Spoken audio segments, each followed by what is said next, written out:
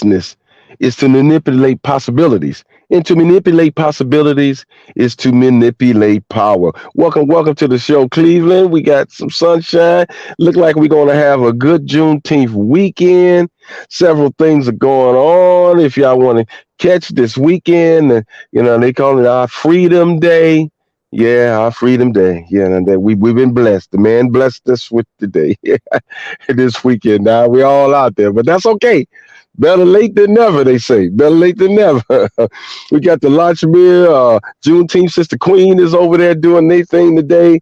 You got Fred Ward on East 105 and Adams doing the big thing. You got Russell Thompson's band and a few other bands going on. Big thing going on over there. You got the Ward 10, I believe, on East 88th in St. Clair. He's doing something as well. And then on Sunday, you got the Africa House going to be at the museum. They doing the African fashion show and things of like. And on Monday, you got the Cultural Gardens down there on the boulevard there. So you can come on. We can't forget Sister Campbell, Sister Talise, with the dance with Dropo. They're doing their thing all weekend. If you want drum classes, they got the performances tonight. So look Dropo up and you can get going in reference to that. And drum roll. Can I hear drum roll? Next Sunday, we got the Motherland Connection Touch and Taste of Africa Ball at the Mediterranean, hosted by the Carter G. Woodson Committee. Come on out and get your culture on. Let me just say it like that. Let's get your culture on. We're going to have some African food for you to taste, African drumming, some speaking, and things to like. Come on out and let's finish the month off right with a nice African experience. So come dressed to kill. We're going to be giving prizes out for the best dressed couple, male and female, single individually as well. So come on out. Tickets are $25. 216-323-6155. Come on out there and make me feel good. In the remote studio, we got our good brother Vince. What's going on? Well, there's another thing that we can add to the fray, and that is I'm sure they're going to shut off East 105th Street between Ashbury and I believe where Glen Village is. So tomorrow they're going to have a big festival on East 105th Street. It's brought to you by Third Space Action Lab, and they have this concept called Chocolate City.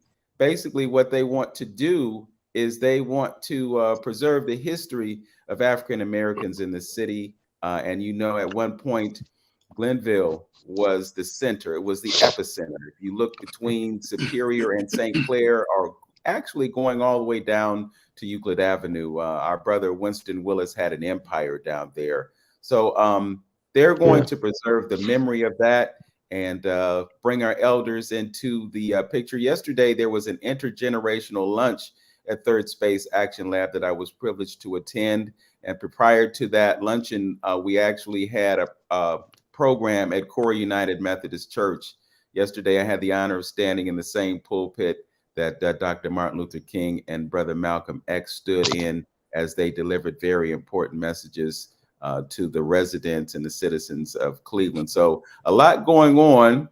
We are joined by Nana Kra Kwamina II. Some of you may know him by that name. Some of you may know him as Dr. David Whitaker. But my brother is someone definitely not a stranger to 360 Info Network. As a matter of fact, I would venture to say that Dr. Whitaker is probably one of our most frequent guests, and we are certainly privileged to have him on our airwaves each and every time. He was part of the program that you had last week at T Squared Honors Academy. And again, it's quite rewarding to know that the sister is over there doing what she's doing.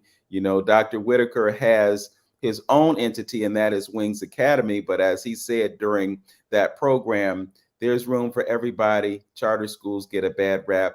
And the beauty of both of those schools is that they can bring students into an awareness of who they are, their culture, their heritage, and it can be a very, significant and profound aspect of their formative years. So with all of that said, let's welcome to our airways once again, Dr. David Whitaker, Nana Kra Kwamina II, the 10th man.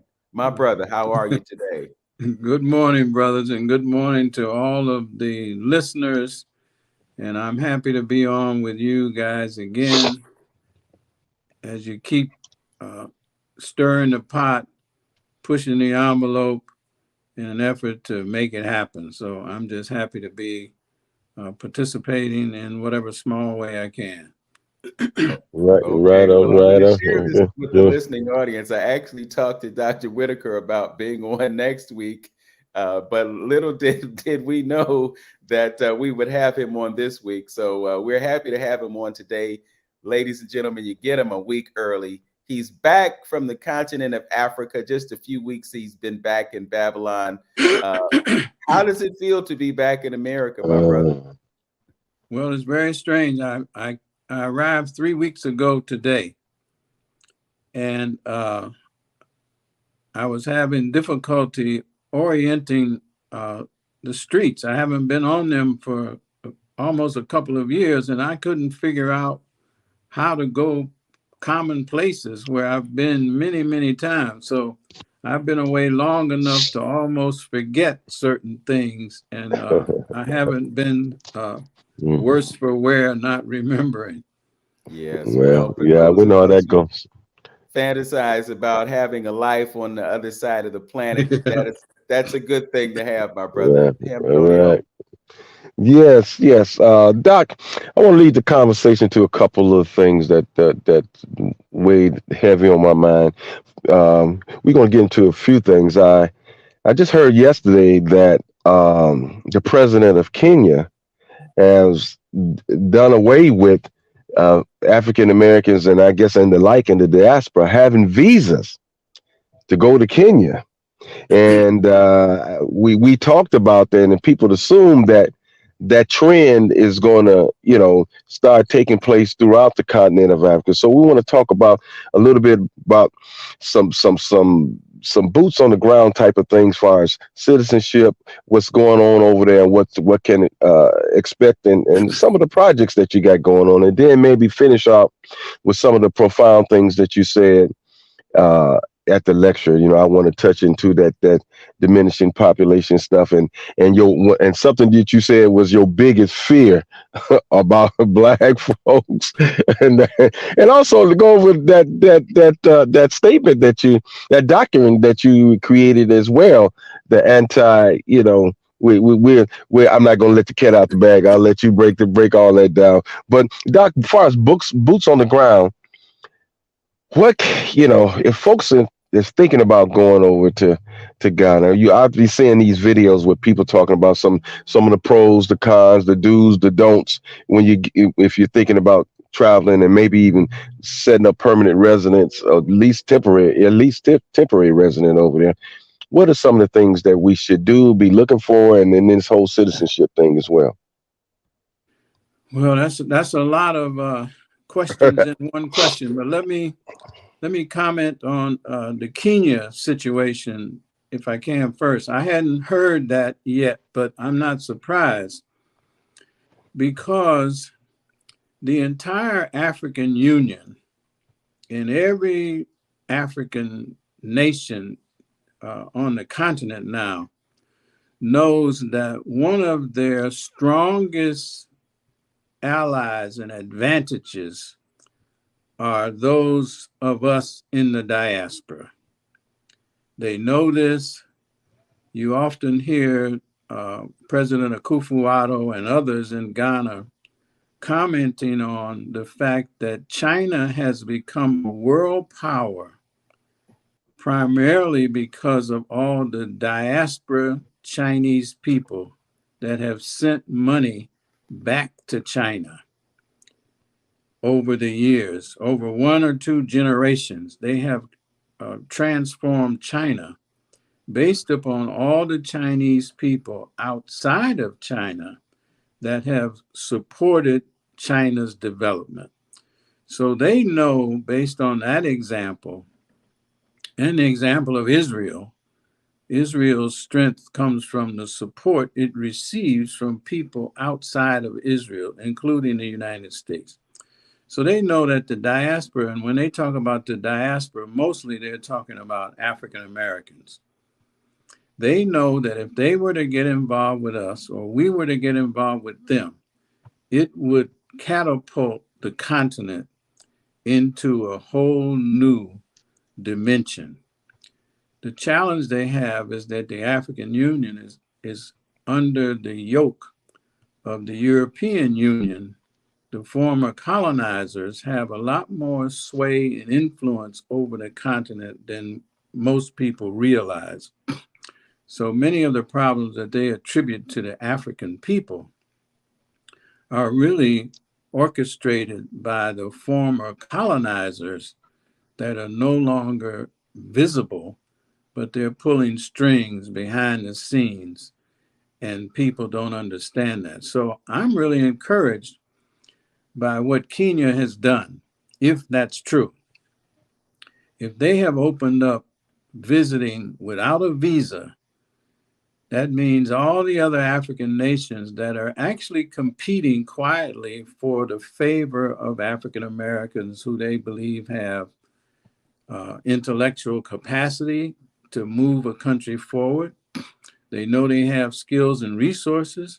They know we are the most academically prepared Black people on earth. So all the African nations know that this would be a real feather in their cap if they could get a relationship with us. And if you open the borders, people are going to come simply because it's too simple. It's too easy. So other countries will have non-visa entry as well because they won't want to lose out on the opportunity to catch the diaspora fish that will help them to develop and grow and prosper. So I'm going to check it out after I get off the call to see exactly what was said, when it was said, what it entails, because others will copy that because the competition, there's only 45 million of us. And so you figure the whole African continent of 1.4 billion people, the leadership would like to get the 45 million of us, or certainly enough of us to help them to jumpstart or accelerate whatever they're doing. So the competition is going to be just the same as when President Akufo-Addo declared 2019 the year of return. The very next year, there was at least 5 other African nations that had coined their own version of the year of return, the year of this, the year of that. So they saw the benefit of the invitation, and so other countries will do it. So this to me is a good step. We'll see what happens. As far as other things on the ground, we have to be ever vigilant. We have to be mindful and observant of what's happening. And all too often, well, I won't say all too often, but very often and too often, we're focused, our collective focus is on things that don't really help move the needle. It looks like we're organized, but we're organized around things that really don't make that much difference. And what we need is to get focused on our unity much more than we ever might have imagined. We're living at a time now where the greatest transformation in human history could be taking place. And that's considering every other transformation, the fall of Rome, the fall of Kemet. But there's never been a transformation where a small population of people have articulated the need to get rid of a large portion of the human population. That's never been stated as an objective. So we're living at a time where the stated motivation of a small group of people is to eliminate about a third of the human family. So that to us should raise a red flag and prompt us to circle our wagons, so to speak, and figure out what is it that we should be doing now and put our energy there so that our energy is focused on something that's really going to make a big difference going forward. And there will be going forward. But most people are unaware of the dynamics that are taking place right under them. It's like walking down a beach and a wave comes in, and you realize that the undertow of that water is pretty treacherous because it removes the sand from under your feet. But you don't know that until the water comes up. But we are in a situation where the undertow, the social undertow, could be very traumatic for people that A, don't know about it, B, aren't prepared for it, C, don't believe it until it actually happens, and then it's a little bit too late to be proactive once something has already happened. So Well, that reminds me, like what you with the story that you told about the when they told you it was going to rain. You remember when you said what you just recently told me? You right, standing on the right. border there. It's, I was down with the fishermen at the harbor, and we were just talking about things. And the more you spend time in Africa, you realize how little you know about how life actually works. We're used to everything being cosmetic. We go to the grocery store to get milk, and we don't even know that milk comes from a cow someplace. Or we go to get things, and we don't know where they come from and how they are produced and what it takes to make it available. And so I was there and talking about what I was going to do later. And the fisherman said, well, you should probably get started now because it's going to be raining if you wait too much longer. But it was very sunny. And so I said, what do you mean?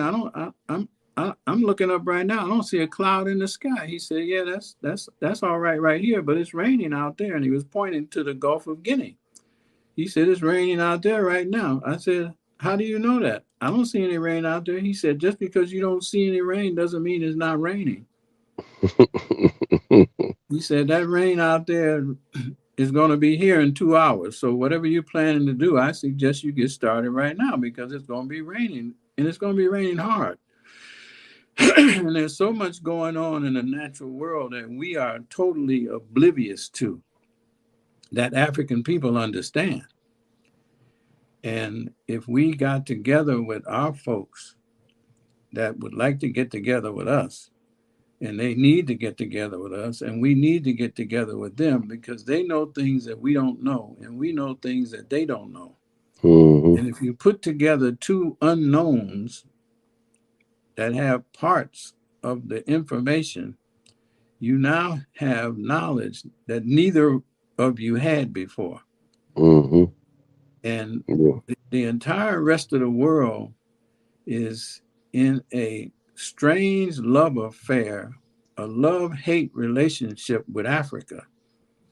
All the Western world wants to be involved with Africa, and they don't like African people. So they love Africa's resources, and they want to get those resources, and they do everything they can to sweet talk African people, coerce African people, cajole African people, whatever they have to do in order to get what they want. And African people don't understand the nature of the non-African person like we do. They actually think that a lot of the people that are courting them have their best interests at heart. And mm, you and I could listen to their conversation that they recounted to you. Say that won't work. They ain't. Don't trust them. Say, well, mm. you never met them. I don't have to meet them. I met other ones just like them, and they're not that different. So you can't trust them. They want what you have, but they don't want you. They want the African continent without the African people. And that's clear. That is clear. If the continent, Yeah, if the continent were a wasteland right now, the Western world would be thrilled. mm, mm, mm. They want Africa, but they don't want African people. And I, African people don't understand that. Yes, I remember, Brother Whitaker, this weekend, how you talked about some of the projections when you was talking about the GPS. You know what I'm talking about when you said the GPS got sidetracked and Right, how right. they wanted to decimate Africa, but it didn't happen that way. And then in further on in that conversation with you talked about how the Africans themselves were, looking at some treatments to some of those ailments over there, and they wasn't as gullible as we may have think it. So do you think some of that type of consciousness is starting to change over there in Africa? You think because of the internet has made the world so smaller to where they beginning to see some things as they are? I think that Africans have seen, uh, have known a lot of, have understood their relationship with non-African people, but the fear has been put into people. There's three elements that I would look to. One is fear, because if you study history like some of us do, but most people don't know much about the historical dynamics that are operating today as part of the legacy of behavior that's been um, carried out years ago. So, but they don't know that. So there was, from the beginning of the relationship with colonials or non-African people, there has been constant resistance that we don't know about because we don't learn it in school. So we assume that African people, when they met non-Africans, they simply laid down and went for the okey Mm-hmm. doke and gave away gold for mirrors and Mm-hmm. blankets and stuff like that. People don't had no understanding of the value of what they had, but the people resisted this. But the people that resisted, the leaders were all murdered. So if you murder the leaders constantly and repeatedly, eventually you begin to terrorize the entire population. Just like on the plantations, if you uh, abuse people on the plantation, it doesn't take much of that before a mother will start to teach their child to just be quiet. Don't cause a problem. These people will kill you. So you just stay out of the master's way. And you, over time, you create a very fragile, insecure person that you're trying to protect, but at the same time, you're making them fearful and you're making them weak. And then if you get, which you always do, you get some strong people that come up through the ranks. And then in the States, we observe what happens to all the strong leaders that emerge out of this terrorizing kind of plantation life. You still get the emergence of strong, capable people. But what happens to them? They get brutalized, they get murdered, they're incarcerated, uh, things happen to them, and it creates a chilling effect on the rest of the people watching because everybody is not strong enough to lead. Most people would prefer to have a leader that they can follow. But if you kill all the leaders, you you make all the people fearful. Then you can easily control them. So that's been the nature of the relationship on all parts of the planet. Every society, no matter what the population, whether you're in the majority or minority, if you're under a terrorist kind of regime and you have diabolical behavior, you can subdue the population because the people are living in a constant state of fear. So we have fear that's operating even today. You can Mm-hmm. start having certain conversations and people say, no, I don't want to hear about it. I don't want to hear that because they're fearful of just talking about things because something they might get in trouble. So one is fear. Two is just lack of information, lack of experience. You don't know things, so you just assume what you're told is accurate, especially if you hear it often enough. You believe that, well, everybody's saying it, so it must be true, but you haven't investigated it at all. So you have a lack of information. I mentioned to the young people and adults in Ghana, for example, I said, the problem that you guys have, you don't have school that teaches you history. You don't you don't Yes. have books and material available that teaches you history. You're using your cell phones for TikTok and silly kind of communications, which could be a historical research device that you carry around all the time, but you're not using it for that. And unfortunately for you, there's no one living in Ghana, for example, today that experienced colonialism. Every person alive was alive during colonialism, but not pre-colonial times. So they only know colonialism. That's all they know. So they don't see the white wigs in the courts as a legacy of colonialism. They just see it as the way it's always been done. So if I say, well, it wasn't always done like that, that's the colonials brought that, but there was a different structure before the colonials, but you don't know about it, and nobody you know knew about it, and nobody that you ever heard of lived during that time, so you wouldn't know. I'm telling you, and you don't believe me because you say I'm just one person, but so what would I know? Mm-hmm. So you have a lack of information. Then you have the infrastructure that's been in Africa. See, all the countries in Africa, the operational social infrastructure was left by colonials, and they have not changed them substantially. So they inherited the legacy of colonial infrastructure, which was the result of colonial imperialism.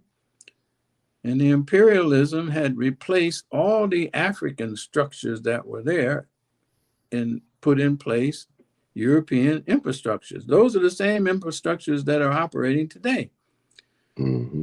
I often tell people if you had a railroad train system that was operated by people that you didn't like and they abused you and you didn't like where the train went and you didn't like how it was conducted, and they said, okay, we'll give you the train.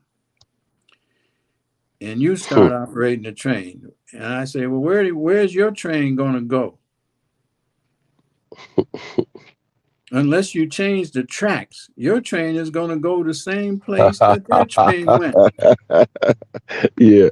Since you're the conductor, you're going to think you're operating something new, but you're operating the same run that they made all the Mm-hmm. time. And so unless you're willing to change the track, the destination is still going to be the same. The results going to still be the same. And you're just going to be the conductor. So you're going to say it's Yeah, fine right. because you're collecting the Doc. money. Doc, you said something that I written down one time talking to someone. They was making a statement about Faith Credit Union up here being the largest black financial institution in the state of Ohio. So I went and made a statement saying, "Wow, we going backwards." Because I remember the day back in the day, we had a few financial institutions, and the person was like, "No, no, no, we got so and so's vice president of the Key Bank, and so is president of this, that, and other," and that's what we tend to forget or not think about. If you just managing the same program, are they really gains? You didn't do anything but change the face. He made a personal gain for himself. He made a come up for himself, for him and his family. But did it do anything for us as a community? Are we gonna change the loan structure, or how are we gonna give out loans that is, take a good liking to the community from which it serves? No. If you just managing the same system, are they really gains at all?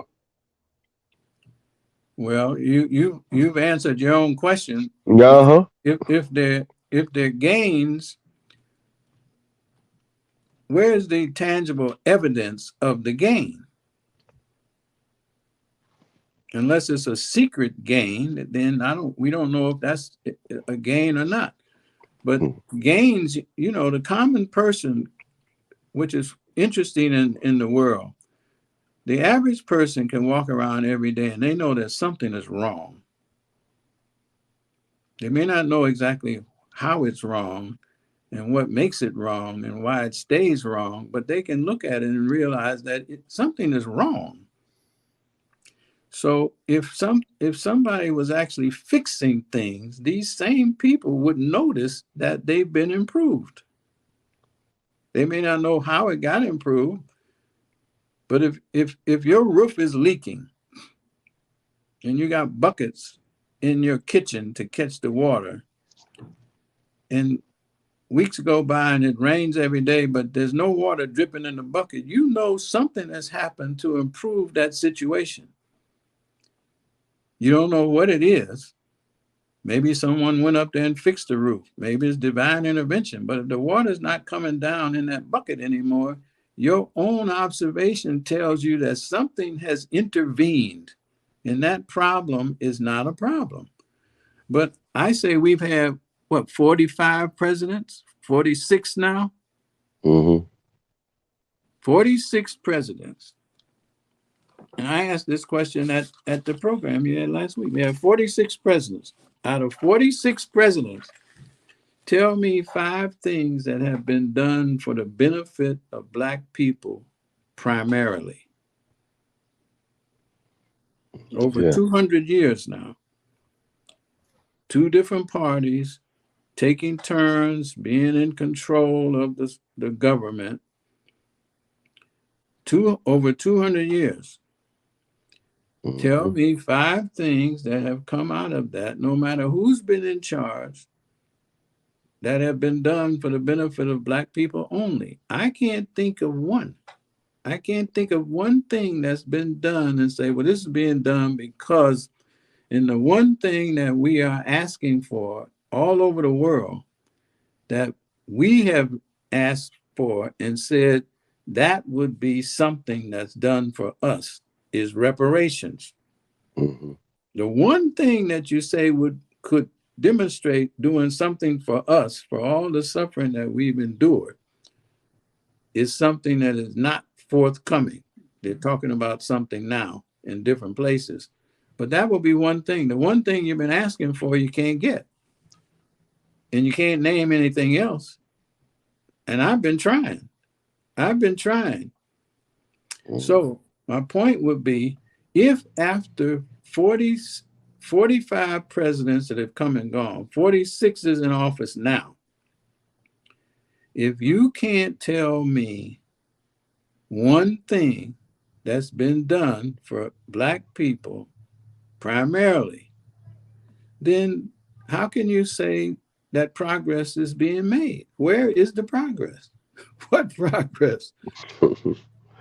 Yeah, that's what Dr. Amos Wilson said. This multicultural type of ideology is really ain't doing anything for us. It's really got us, well, it don't, really being in a state of mind to where, we're trying to include everybody else, but nobody's really including us. Like Dr. Henry Clark said, we really don't have any friends. And so all I could do is hope for, and I see some resemblance of some conscientious movement or something going on to where, some realization could take place. And one of the things I think that just keeps me going is understanding it's never the masses. If that few, because the masses usually just follow. So if we can get our tangible game plan together to where others can see, we might can start something moving. And I think what you're doing by connecting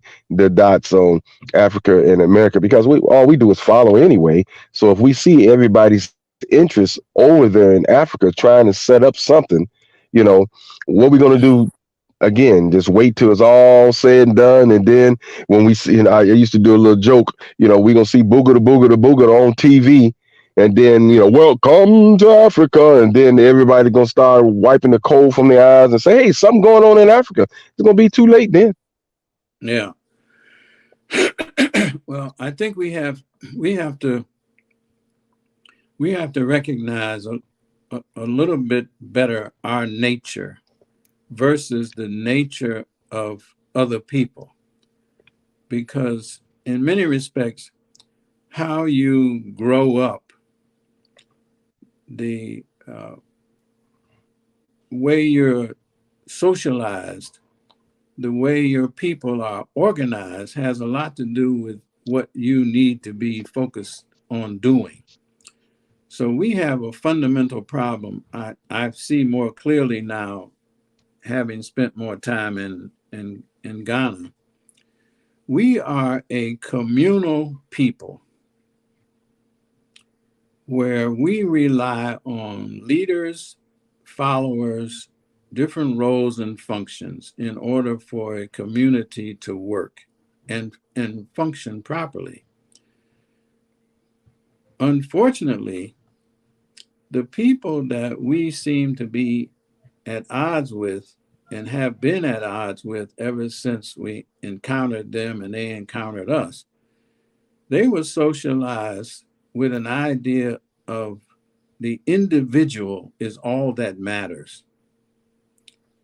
So when you put an individual who only relies on his or her own capacity against people that need a social structure to function, the individual has an advantage because the individual is only thinking about himself or herself. And so if you only think about yourself, you don't have to have good character. You don't have to be honest. You don't have to have integrity. All you have to do is survive. So if you came out of the Caucasus Mountains, for example, there's no community mentality that you've been operating with. You've been dealing with me, myself, and I. And how can I get this done? How can I find something to eat? How can I survive to another day? So you're only thinking about your survival. So you come out of these mountains and you come across communities that are well developed and organized. So now it's you against this organized community. But your survival instinct has made you so ruthless that you will do things that a community won't do. Because the community will dissolve if people are not responsible, dependable, reliable. But if you're just one person, you can come in like a gunslinger in a whole town and you can take over a whole town because you know how to use the gun. And you terrorize the people and you make yourself the marshal and you browbeat everybody and you took over a whole town of organized people. That's the movie, The Magnificent Seven. All this theme over and over and over is the same thing that African people encountered with people out of the Caucasus Mountains. They were just terrorizing. So you take an organized place, you can tear up something very easily if you have the capacity to do anything. You can put yourself in charge. So, but we need leaders, and we need to be in communication with one another. And we need to be able to rely on one another because that's the way we have been since the beginning of our existence. So you see these villages in Africa now, my village. You see all these people, they're in the same village. They respect the rules. They go by the protocols that exist. But if you can bring someone in there with had enough force, they could disrupt and destroy that entire fabric. And now you have bedlam. So we have to recognize that our socialization, our basic nature is that of community. That's why so many of our scholars saying we need to unite, we need to unite, we need to unite. We can't function as individuals. Just like you see, I've learned so much from That's watching good. animals in Ghana. I have never seen an occasion where a contingent of goats and sheep are hanging out together, doing anything. Chickens hang out with chickens all day. Goats go around, you see them everywhere, but they're only with other goats, their children and other goats. Sheep are all out places, cows are out places. Nobody's intermingling and trying to figure out how they're going to assist each other like this. That's nature. So if we could recognize that and say, well, all this diversity sounds good, but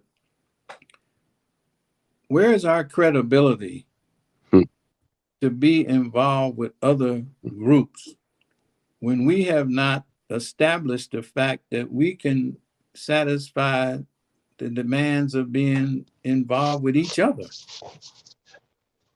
Good How point. you Good gonna be point, how you brother gonna be Vince. working on other things you haven't even done that you can't even work with your Yeah. own group of people who are people like you. They're experiencing the same problems as you.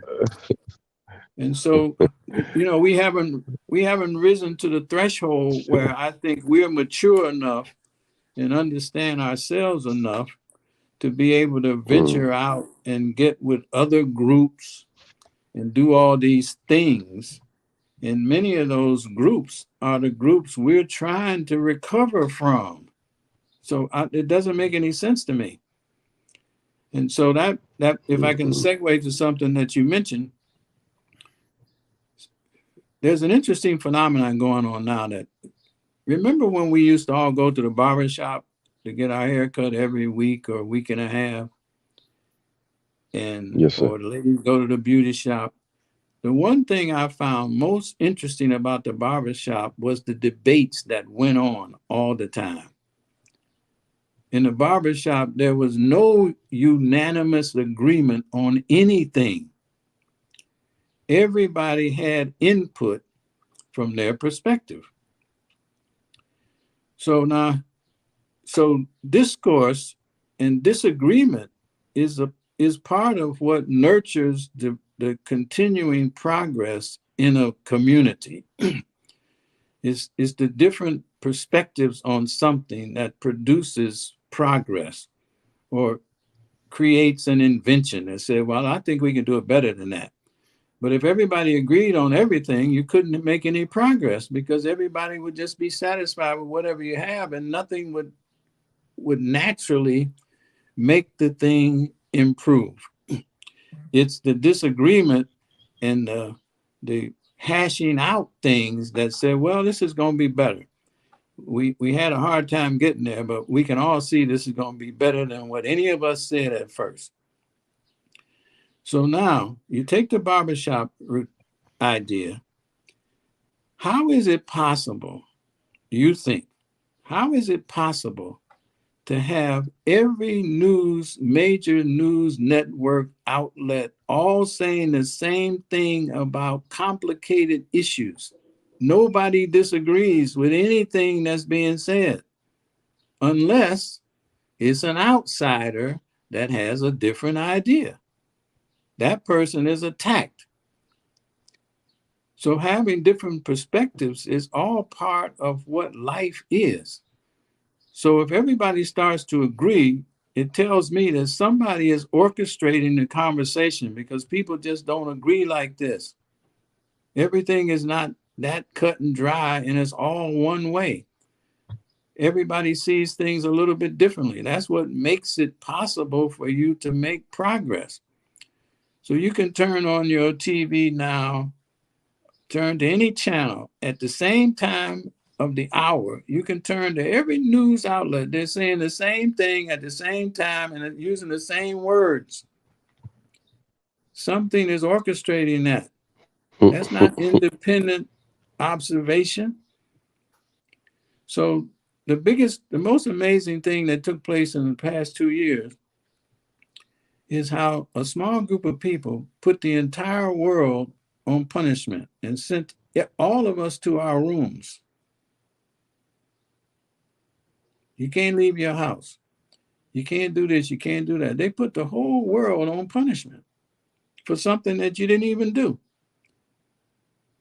So I believe that emboldened them to say, people have been reduced to following directions to a level that we never anticipated.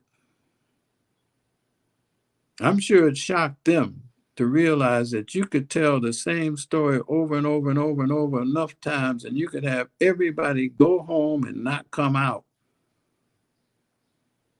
Don't go to work. No business. We send you money in the mail that you didn't work for, and you don't understand that something is bizarre about this. And at some point, this will have to adjust itself. This is impossible. You get paid and you don't work. Now, I want to ask you, since you brought up the idea of economics and people receiving benefits from the government, and shift gears and talk about economics. You've been in Africa for several months, just 3 weeks back. And while you were there, one of the neighbors to Ghana implemented central bank digital currencies in that country. What happened was they actually changed the currency, and they said those old paper instruments that you were using before are no longer valid. So we're going to issue new paper currencies. And to accompany that, they have a digital currency called e-Naira, which is a central bank digital currency. They were not able to give people a one-for-one exchange for the money that they used to have to be replaced by the new money.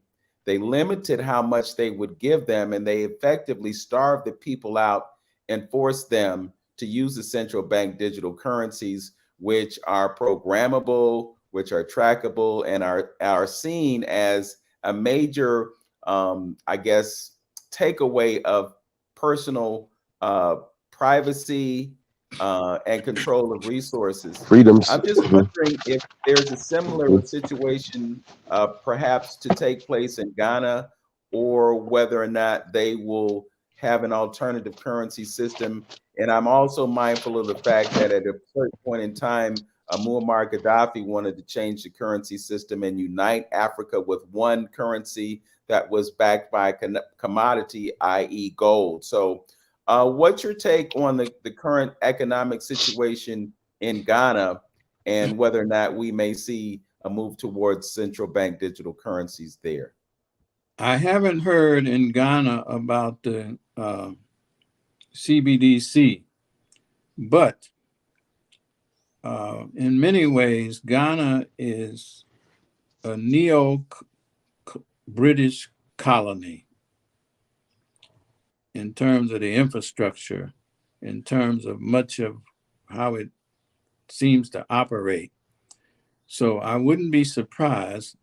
They have moved to all digital identification. So you have a Ghana card that has digital parameters associated with the card.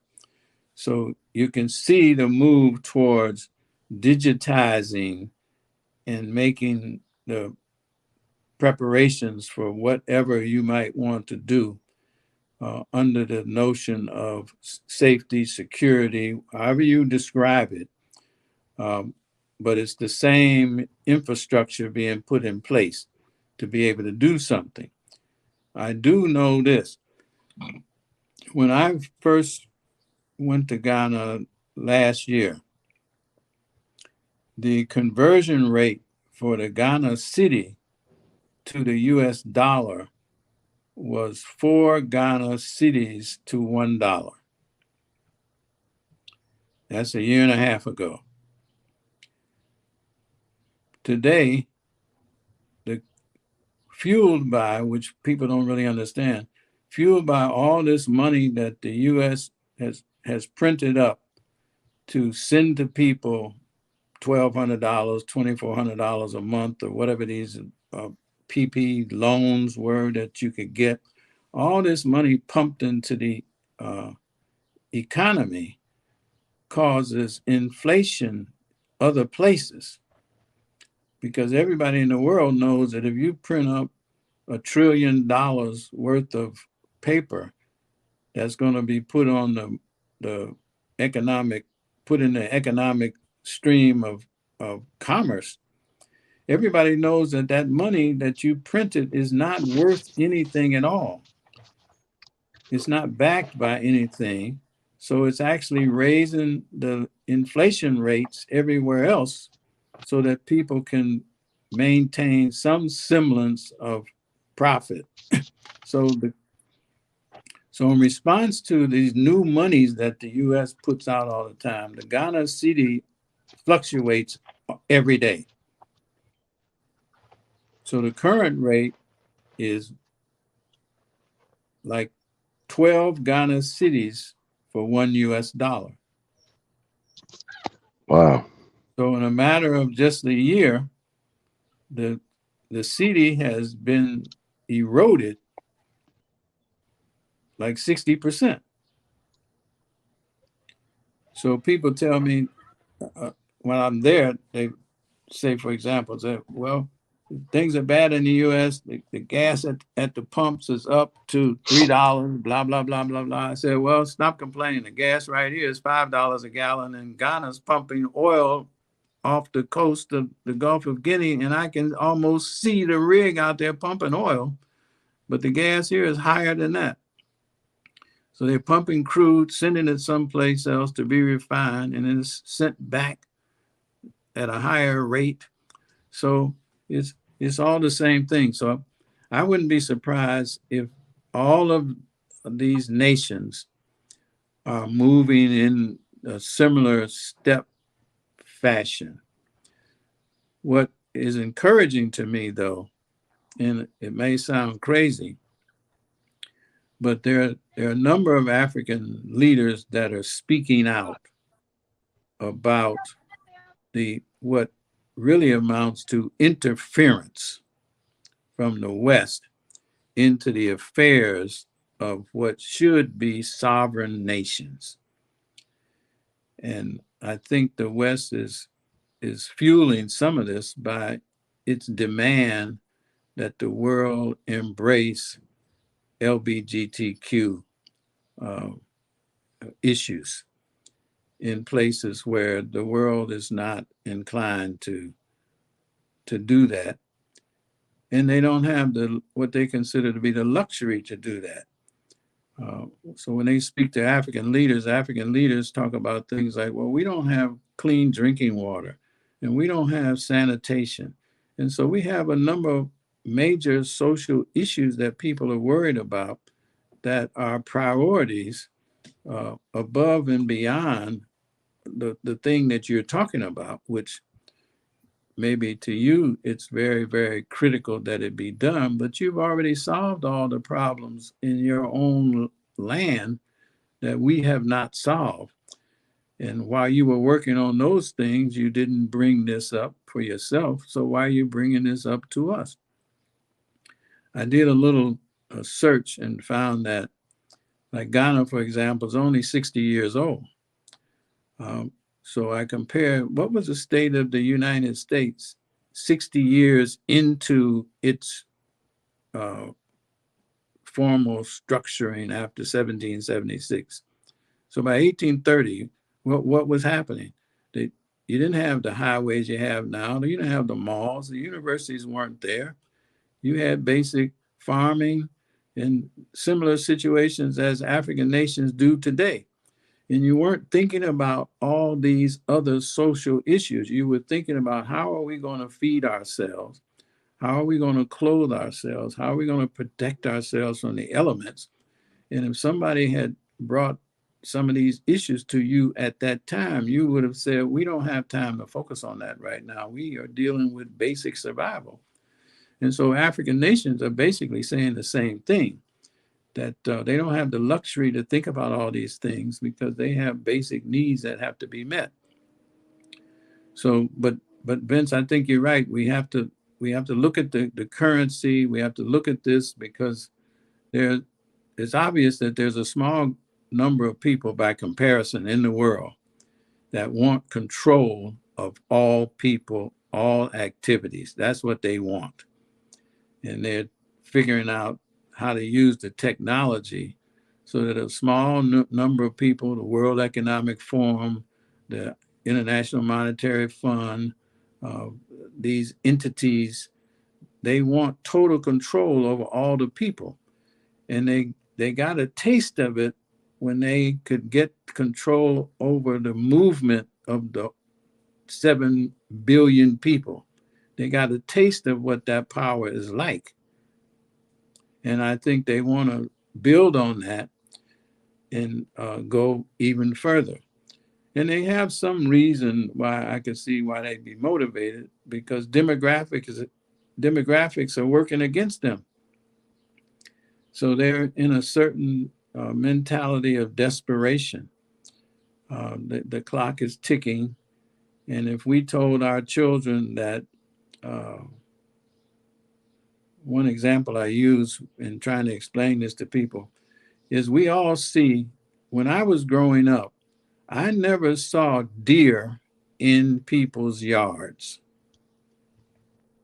That never happened. You only saw a deer at the park, on the highway between Cleveland and Columbus or someplace. You saw a deer occasionally crossing the yard, but you didn't see deer in people's driveways in the neighborhood. But you do now. So, and people know that. So I try to get them to understand, based on the dire demographic projections, in 40 years, our grandchildren will find non-Black African people to be as scarce as the deers you see in people's yards right now. Yes. Well, I want to flash back to something that you shared with us at that lecture that you did last weekend, that was done actually in 2006, 2005. And it clearly illustrated the demographic changes that are happening in Europe. We're also mindful of the fact that Africans have a very low age in terms of the average age. It's somewhere around 19 or 20 or something like that. So the population of the world is expanding, and we are at the heart of that. We're out of time for this broadcast, but we always look forward to the wisdom that comes from Nana Kra Kwamina II, the 10th man, aka to some as Dr. David Whitaker. We appreciate you, brother, and we look forward to your next appearance. In the closing moments, our brother Hamtonio has some very urgent information to share about an event that's going to take place next Saturdays. We got about 40 seconds. Thank you, Dr. Whitaker and Hamtonio. 35 seconds. Yeah, yeah. So that's actually Sunday, the 25th. We got that touch and taste of Africa at the Mediterranean. Get your tickets, come on out, and get some African experience that Dr. Whitaker was talking about. All right. 216-323-6155. All right. Keep doing good work. Keep doing good work. All right. People are listening. All right. As always, thank you for listening. Thank you to our engineer, Tone Harley, for making this broadcast possible on StreamYard. Tune in next Saturday, live on Facebook and YouTube. Know yourself, love yourself, be yourself, do everything that you can to make this a best and a blessed day. Peace. Peace. Peace.